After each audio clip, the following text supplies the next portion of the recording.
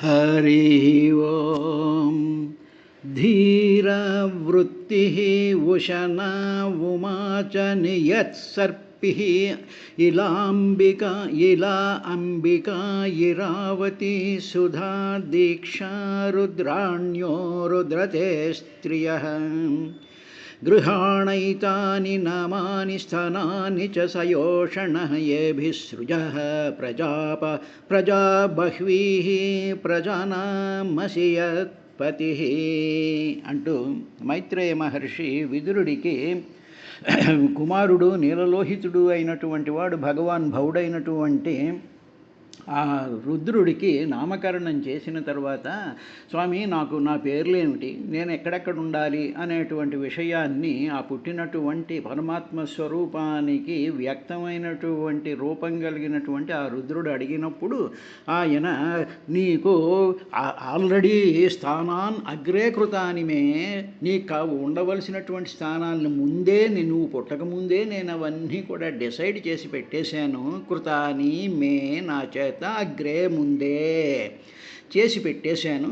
అవి హృదయము, ఇంద్రియాలు, ప్రాణం, ఆకాశం, వాయువు, అగ్ని, నీరు, భూమి, సూర్యుడు, చంద్రుడు, తపస్సు అనేటువంటివి నీ స్థానాలయ్యా అని అన్న తరువాత నీకు ఆ పేర్లు పెట్టమన్నావు కాబట్టి ఆ పేర్లు నీకుండేటువంటి ఆ పేర్లు ఏమిటంటే మన్యువు, మనువు, మహినసుడు, మహాన్, శివుడు, ఋతధ్వజుడు, ఉగ్రరేతసుడు, భవుడు, కాలుడు, వామదేవుడు, ధృతవతుడు అనేటువంటి పేర్లున్నాయి. ఈ 11 పేర్లతోనూ నేను పైన నీకు నిర్దేశించినటువంటి ఆయా స్థలాలలో ఉందువు కానీ, కాబట్టి నీలో నువ్వు ఉన్నావు బాగానే ఉంది, నీ ఉండేటువంటి స్థలాలు బాగానే ఉన్నాయి, కానీ నీలో నీకు నీ శక్తి స్వరూపాలైనటువంటి భార్యలను సృష్టించాలి కదా. అందువల్ల ధీర్వృత్తి ఉషణ ఉమా నియత్ సర్పి ఇలా అంబిక ఇరావతి సుధా దీక్ష రుద్రాణి రుద్రతే స్త్రియ. ఓ రుద్ర, నీకు ధీ బుద్ధి, వృత్తి, క్రియాశీలము, ఉశన అంటే హర్షము, నియత్ అంటే వాయువుకు ఉండేటువంటి గమనశక్తి, దాన్ని కూడా నీకు భారీగా అందిస్తాను. సర్పి ఆహుతినిచ్చేటువంటి ద్రవ్యాలు. మనం యజ్ఞం అది చేస్తూ ఉండేటప్పుడు యజ్ఞంలో వేసేటువంటి ఆహుతులు సమర్పించేటువంటి దానిని సర్పి అంటారు. ఏమండి యజ్ఞాల్లోనైనా యాగాల్లోనైనా అంటే మానవుడి యొక్క శరీరంలో సమర్పించేటువంటి ఆ ఆహారం ఏదైతే ఉండేది ఆహుతి చేస్తూ అహం వైశ్వానరో భూత్వా ప్రాణినా దేహమాశ్రితః అని ప్రాణాపాన సమాయుక్తోపచామన్నం చతుర్విధం అన్నాడు. కాబట్టి అది కూడా ఏదైనా సరే లోపలికి వేసి అది శక్తి రూపంగా మార్చేటువంటి the matter transformed into energy is called సర్పి. తర్వాత ఇలా అంటే వాక్ రూపంలో అంబిక జగన్మాత. అంబిక అంటే జగత్తుని జనించి గతించేటువంటి దానిని సృష్టించేటువంటి లక్షణాన్ని అంబిక అంటారు.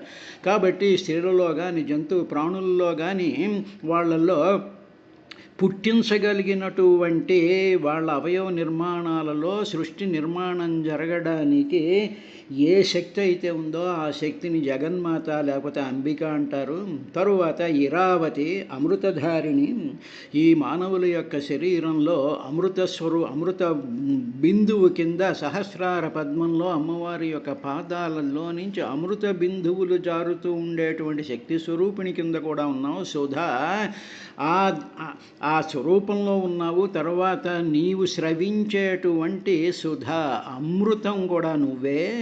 దీక్ష అంటే ఏదైనా ఒక పట్టుదలతో ఒక సంకల్పంతో కొన్ని నియమాలను శాస్త్ర విధానాలని పాటిస్తూ చేసేటువంటి దీక్ష అనేటువంటిది కూడా శక్తికి సంబంధించినటువంటిదే.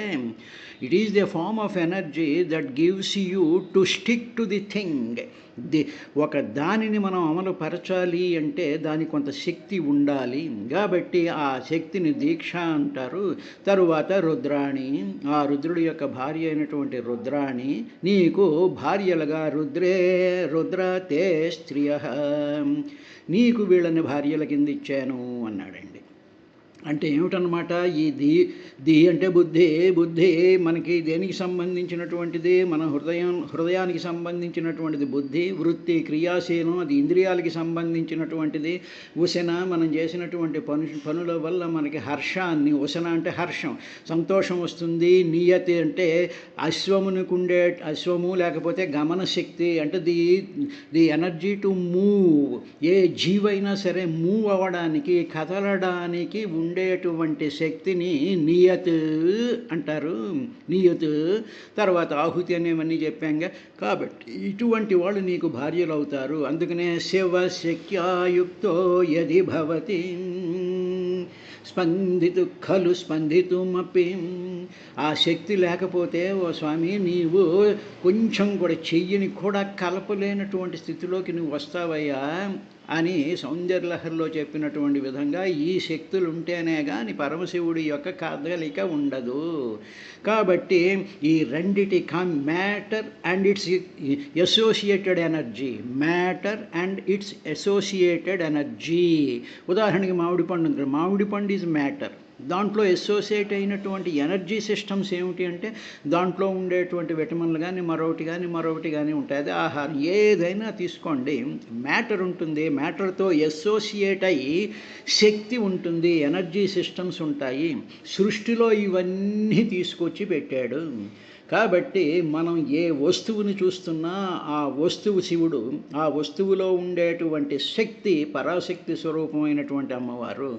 అందువల్ల ప్రతిదీ కూడా భగవన్మయమైనటువంటిది. అందువల్ల ఇందుగలడందు లేడని సందేహము వలదు చక్రి సర్వోపగతుండు, ఎందెందు వెదకి జూచిన అందందే గలడు దానవగ్రణి వింటే అని ప్రహ్లాదుడు చూసినటువంటి ఆ పద్యానికి ఏమిటి అంటే ఇది అర్థం అండి.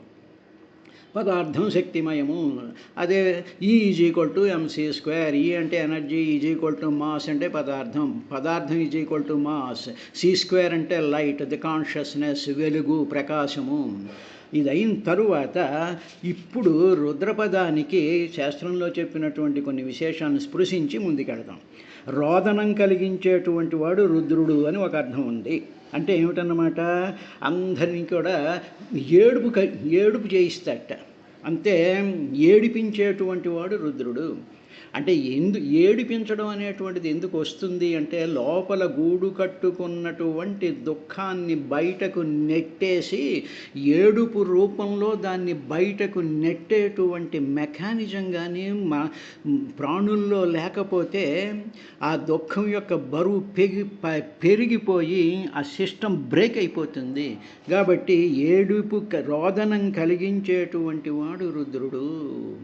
తరువాత దుఃఖం దుఃఖహేతుర్వా తత్ ద్రావయతి నః ప్రభుః అని రెండవ డెఫినేషన్. దుఃఖం దుఃఖహేతుర్వా తత్ ద్రావయతి నః ప్రభుః. అంటే దుఃఖాన్ని, దుఃఖహేతుర్వా దుఃఖకారకాన్ని, తత్ వాటిని ద్రావయతి దానిని ద్రవింపజేసేటువంటి వాడు లేకపోతే నశింపజేసేటువంటి వాడిని ప్రభు అయినటువంటి వాడు రుద్రుడు అంటారు. అంటే దుఃఖాన్ని, దుఃఖకారకాన్ని కూడా రెండిటినీ ద్రవింపజేసేస్తాడు. అంటే వాటినన్నిటినీ పిగిల్చేసి వాటిని నాశనం చేసేసేటువంటి వాడు. ద్రావయతి పిండి చేసేసి దాన్ని నీరు కింద చేసి అవతల పారేసేటువంటి వాడు. అంటే మనకు దుఃఖం కలిగినప్పుడు దుఃఖం ఏడుపు ద్వారా ద్రావయతి కదా, ఏడుపుంటే కన్నీళ్ళు ఇవన్నీ వచ్చేస్తాయి కదా. కాబట్టి ఇట్ బికమ్స్ ఒక ఫ్లోటింగ్ మెకానిజం కింద బయట నుంచి వెళ్ళిపోతూ ఉండేటువంటి వాడు. కాబట్టి దుఃఖం దుఃఖహేతుర్వా దుఃఖానికి కారణాన్ని కూడా ద్రవింపజేస్తాడు. దుఃఖాన్నే కాదు, ఆ దుఃఖం కలగడానికి ఏ కారణమైతే ఉందో ఆ కారణాన్ని కూడా ఆయన ద్రావయతి నశింపజేస్తాడు. ఉదాహరణకి మనకి ఏదైనా ఒక బాధ, ఒక ఆపరేషన్ ఏదో జరిగింది అనుకుందాం. అప్పుడు ఏమవుతుంది, దానికి కారణం ఏమిటి? ఆ నొప్పి కలుగుతుంది, బాధపడతాం, ఏడుపు వస్తూ ఉంటుంది. ఇప్పుడు ఆ ఏడుపుకి, ఆ దుఃఖానికి కారణం ఏమిటి? కలిగినటువంటి ఆపరేషన్. అది దుఃఖకారకం కదా.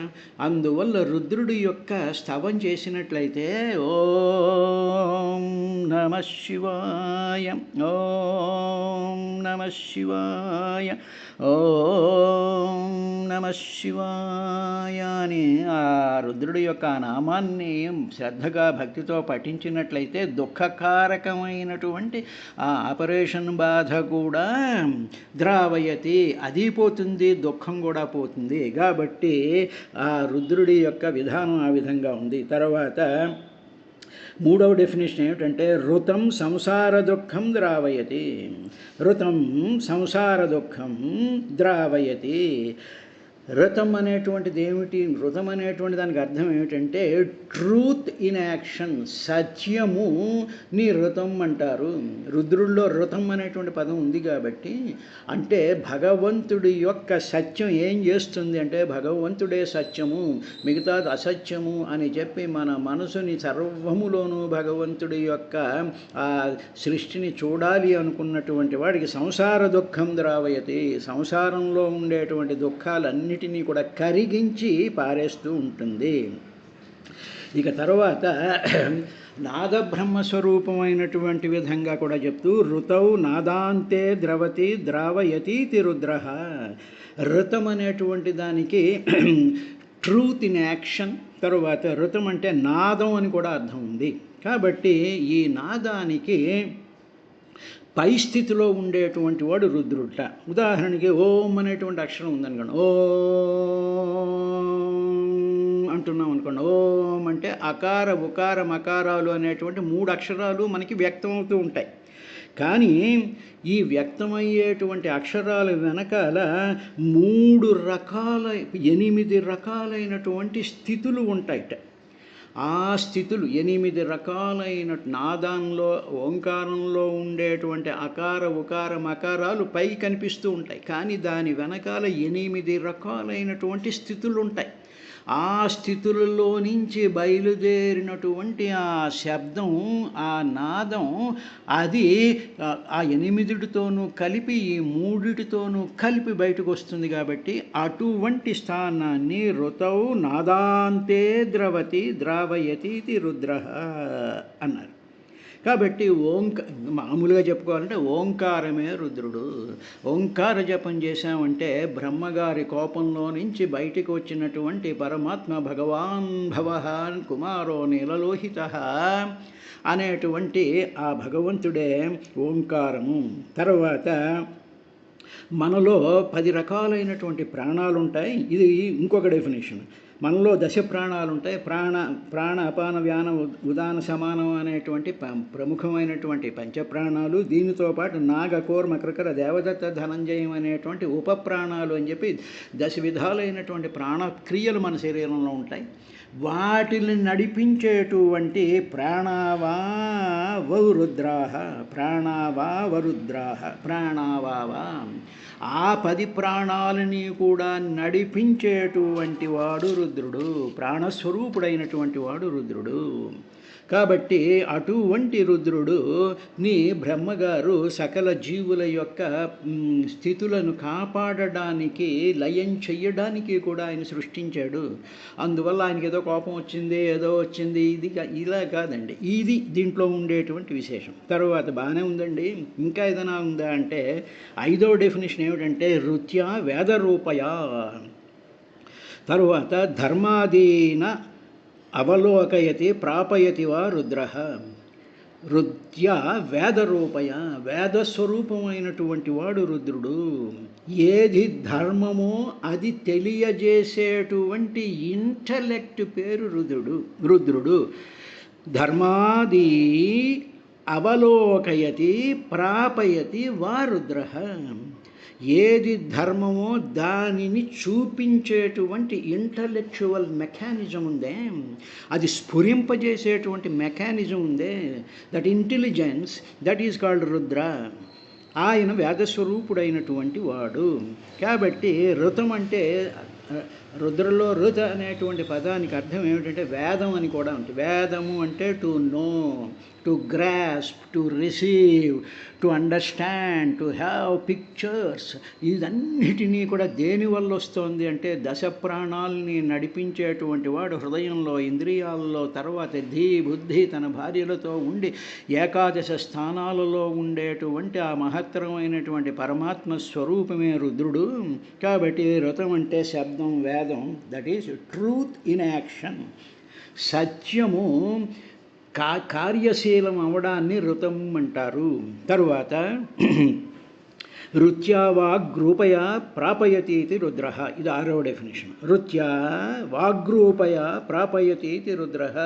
వాగ్రూపంలో బయటకు వచ్చేటువంటి ఉన్నాయే, మానవులు మాట్లాడతారు, దేవతలు మాట్లాడతారు, సకల జీవరాశులు కూడా వాటి వాటి యొక్క శరీరాల యొక్క కంఠాల యొక్క అమరికను బట్టి అవన్నీ కూడా మాట్లాడుతూ ఉంటాయి. మనం కొన్ని వినగలం, కొన్ని వినలేం. ఒకటి అల్ట్రా సానిక్ ఉంటుంది, ఒకటి ఇన్ఫ్రాసానిక్ అనేటువంటి ఆ ఫ్రీక్వెన్సీ రేంజెస్లో ప్రతిదీ కూడా ఒక వాగ్రూపంలో బయటికి ఎక్స్ప్రెస్ చేయగలిగినటువంటి ది సిస్టమ్, ది మెకానిజాన్ని రుత్యా వాగ్రూపయా ప్రాపయతీతి రుద్ర అంటారు. తరువాత సరే, ఇవన్నీ బాగానే ఉన్నాయండి. ఈయన మనకి ఏదైనా మోక్షాన్ని ఇచ్చేటువంటి వాడా, లేకపోతే మనని ఈ గొడవల్లోనే పెట్టేటువంటి వాడంటే కాదురా బాబు. 7వ డెఫినేషన్ ఏమిటంటే రుత్యా ప్రణవరూపయ స్వాత్మానం ప్రాపయతి ఇది రుద్ర.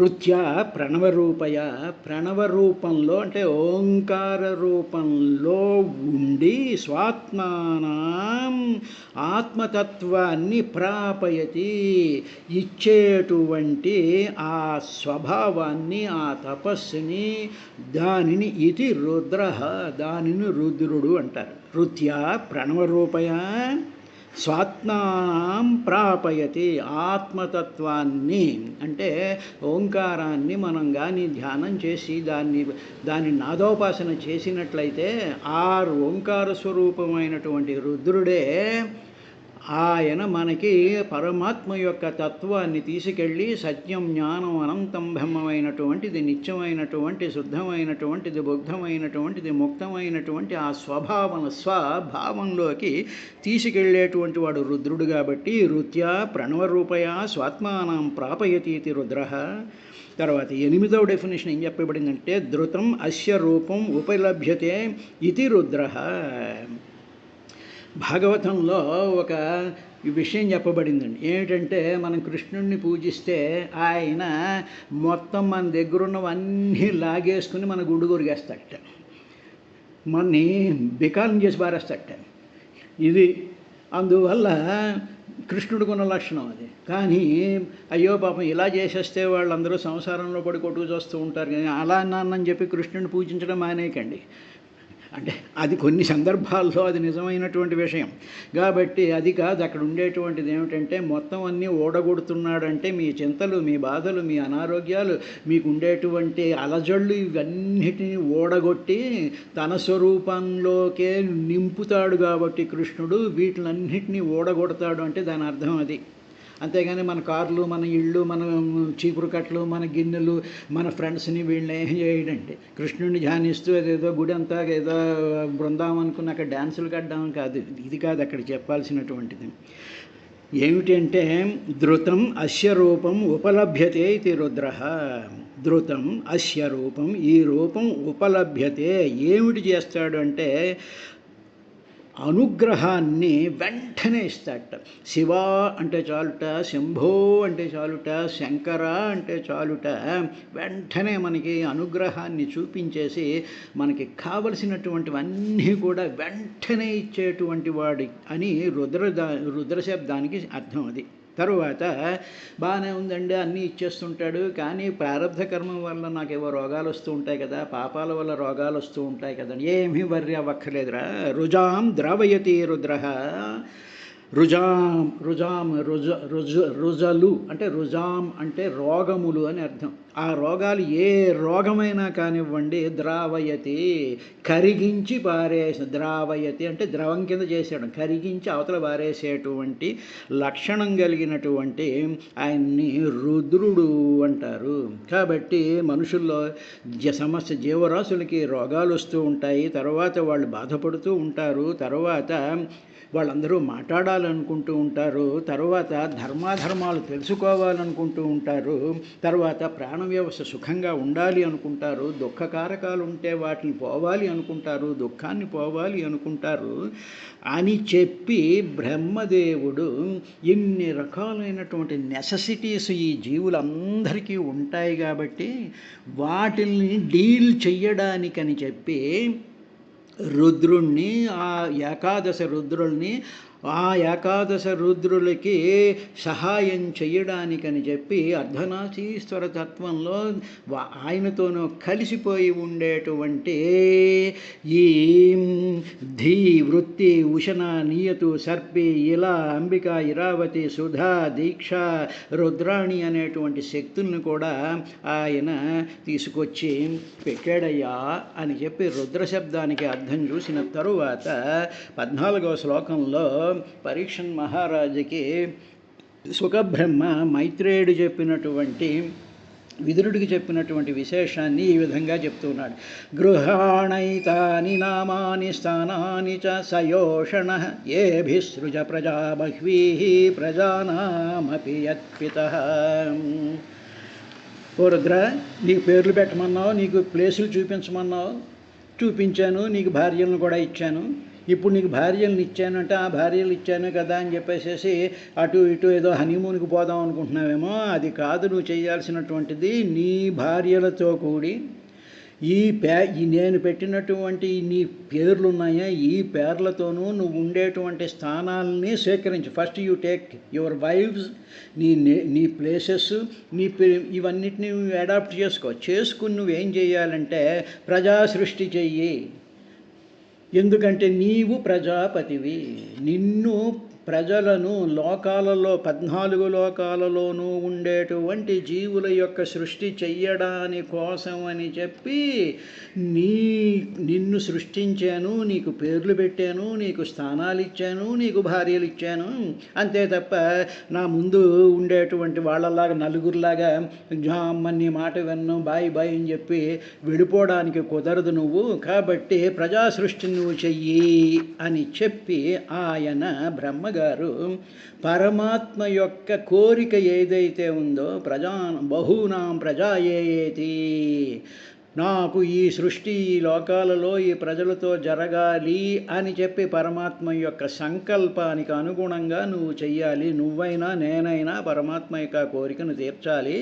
కాబట్టి సయోషణ, భార్యలతో కలిసి, ఏతాని, ఈ నామాని, పేర్లు, స్థానాల, గృహాన్ని స్వీకరించి, ఏభిః, వీటితో, బహ్వీః, అధికులైనటువంటి ప్రజా, ప్రాణులను సృష్టించుము అని బ్రహ్మదేవుడు ప్రజాపతిగా పుట్టినటువంటి రుద్రుడిని అడిగాడు. ఆయన కొంప ముంచాడండి. అది రేపటి కార్యక్రమం ఏమిటో చూద్దాం.